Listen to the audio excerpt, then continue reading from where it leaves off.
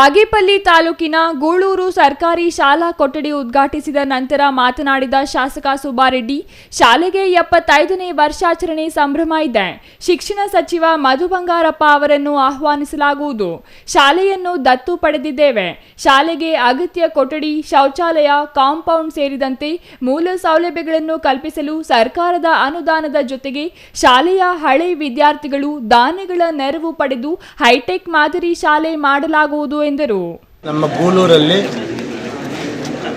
ನಮ್ಮ ಮಾಧ್ಯಮಿಕ ಶಾಲೆಯಲ್ಲಿ ಶಾಲಾ ಮಕ್ಕಳಿಗೋಸ್ಕರ ಸುಸಜ್ಜಿತವಾದಂಥ 2 ಕೊಠಡಿ ಬೇಕು ಅಂತ ಕೇಳಿದ್ರು. ನಮ್ಮ ಸರ್ಕಾರದ ಅನುದಾನದಲ್ಲಿ PWD ಡಿಪಾರ್ಟ್ಮೆಂಟ್ ನೇತೃತ್ವದಲ್ಲಿ ಇವತ್ತು 2 ಒಳ್ಳೆ ಸುಸಜ್ಜಿತ ಮಕ್ಕಳಿಗೆ ಅನುಕೂಲವಾಗುವ ರೀತಿಯಲ್ಲಿ 2 ಕೊಠಡಿಗಳನ್ನು ಉದ್ಘಾಟನೆ ಮಾಡಿದ್ದೀವಿ.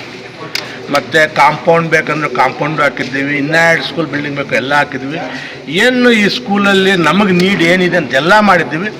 ನನ್ನ ಮಧ್ಯದಲ್ಲಿ ರಸ್ತೆ ಕೇಳಿದ್ದಾರೆ, ಗೇಟ್ ವಿತಿನ್ 1 ವೀಕಲ್ಲಿ ಗೇಟ್ ಇಡಿಸ್ಕೊಡ್ತೀವಿ ಅಂತ ಹೇಳಿದ್ರು. ಕಾಂಟ್ರಾಕ್ಟ್ನಲ್ಲಿ ಗೇಟು ಇಡಿಸ್ಕೊಡ್ತೀವಿ.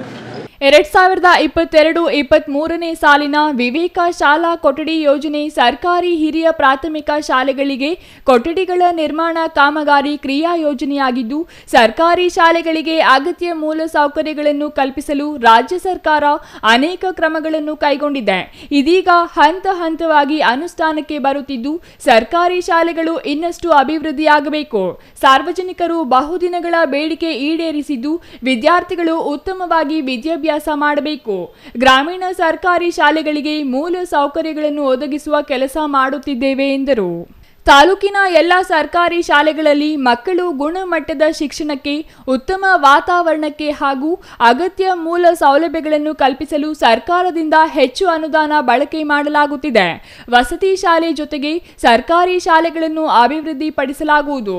ಸರ್ಕಾರಿ ಶಾಲೆಯಲ್ಲಿ ಓದಿ ಸರ್ಕಾರದ ಅನುದಾನವನ್ನು ಸದುಪಯೋಗ ಪಡಿಸಿಕೊಳ್ಳಬೇಕು ಎಂದರು. ಇದೇ ವೇಳೆ ವಿಜ್ಞಾನ ಪ್ರಯೋಗಾಲಯ ಉದ್ಘಾಟಿಸಲಾಯಿತು. Ganesh R, CTV news, Bagepalli.